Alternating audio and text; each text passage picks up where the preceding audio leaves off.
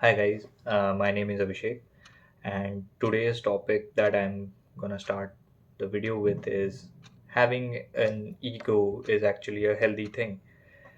Now, we all know how the word ego is thrown around as if it's something which is unhealthy, and you might have often heard phrases like your ego is coming in the way, leave your ego at the door, and it's almost become significantly synonymous with arrogance or pride.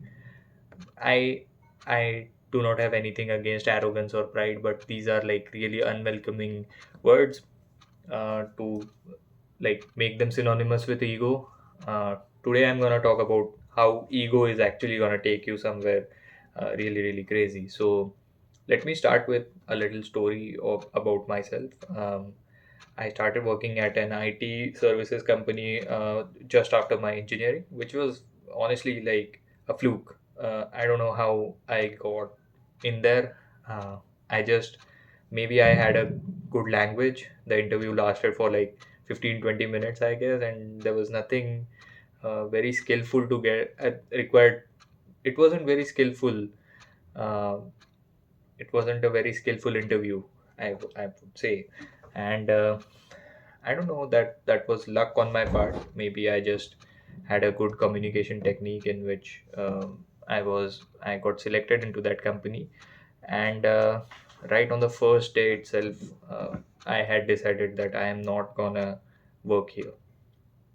That was perceived as ego by some of the people around me. The word ego has such a bad press that my pride and arrogance was labeled as ego.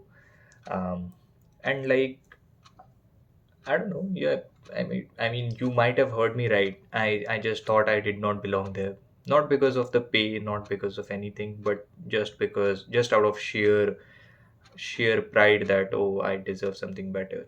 Although I did not. I was a complete mess back then, but that's something for another day.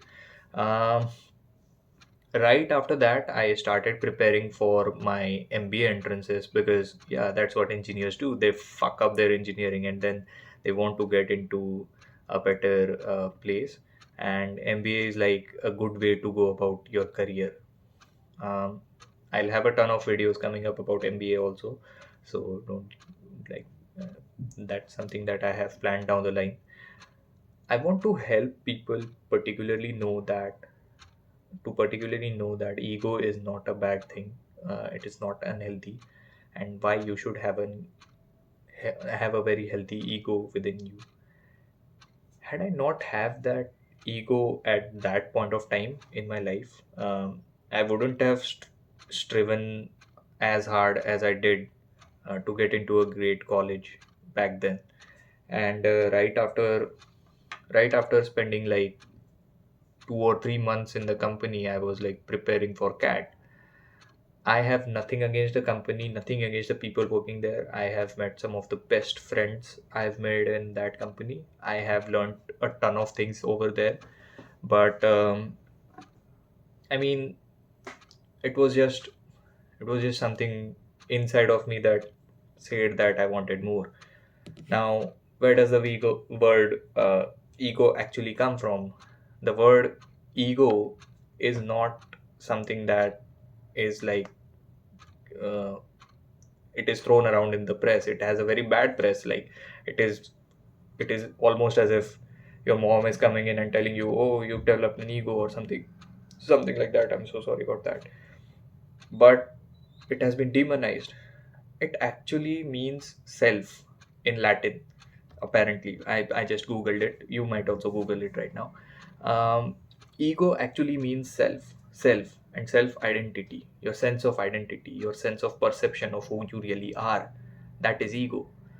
Now, in case you do not have a healthy ego, you're always gonna fall short of what you're about to achieve, or fall short of your ambition.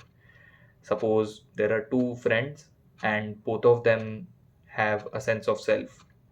One of them thinks that they both are in the same school, let's say. One of them thinks that, okay, I am from this school and I deserve this job. The other one says, I am from this school and I deserve a job which gives me work life balance. It has great pay, it has great perks, it has everything that you've ever dreamed of.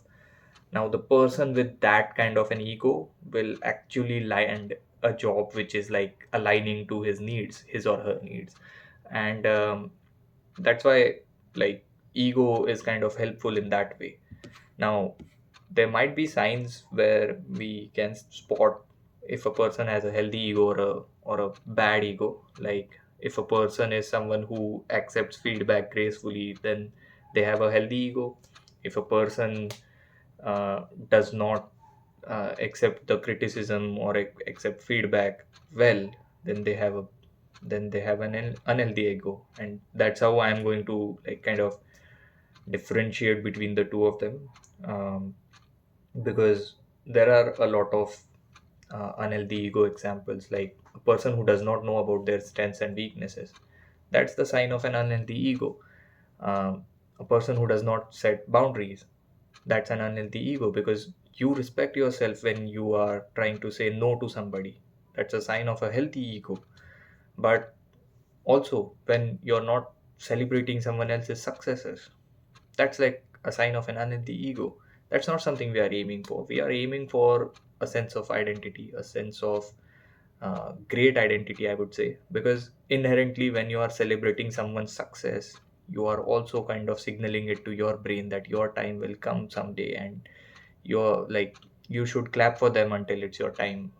I've heard this cringe phrase somewhere. I don't remember it now. um your having an healthy ego is not about being the loudest person in the room, as someone might be thinking right now. uh, it is all about being yourself and being humble about it, being confident in yourself, but having the humility to accept whatever you don't know, what where you are trying to go, what ambition you have in your life. So having an ego in that way is a great thing. So your ego can become unhealthy very quickly, and that was one of those things that happened with me a couple of years back. All through my life, I had a very unhealthy ego in which I was not a person that was very was gelling with everybody, was very pleasant. I made some of the most fantastic friends over my life, but I would not say that um, always had a healthy ego that always pushed me or pushed my boundaries or pushed me out of my comfort zone. So yeah. So anyway, how could you cultivate a great healthy ego? Now, first of all, you should like one of the most common things that I've seen in most of the people nowadays is if they win something, or if they have a small win in their life. Suppose that you've got a job or you got placed in your campus. What they do is they they think of it as something very insignificant, and they start reflecting on their choices. Oh my god, what have I done to deserve this even? But instead, I mean, just celebrate it. Just be grateful for whatever you are getting. It may be a job, it may be a relationship, it may be someone that you love, loving you back, or it even might be something as small as getting a cat to maybe I don't know, maybe responding to your ps, ps, ps. So yeah, you should celebrate every small win that you have. This will actually uh, signal your brain that you're achieving something, and it will actually help your receptors of that ego to kind of like inflate your own value inside of your own head. The next one I would say is you should practice a little bit of self-awareness, um, because the way you react to something is how you're going to, I mean, get the response out of the world. Because 99% of the things will happen regardless of what you're going to, like, you cannot control everything, I would say. It's only and only your response that you can control. Notice how I did not say react, I said respond. Because uh, how you respond to something is totally everything about it.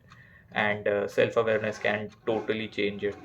So yeah, that is also one more way that you can control your ego from being unhealthy to healthy. It's 10 o'clock. Also, I mean, I would suggest that you stay curious, because a person with a healthy ego is always learning.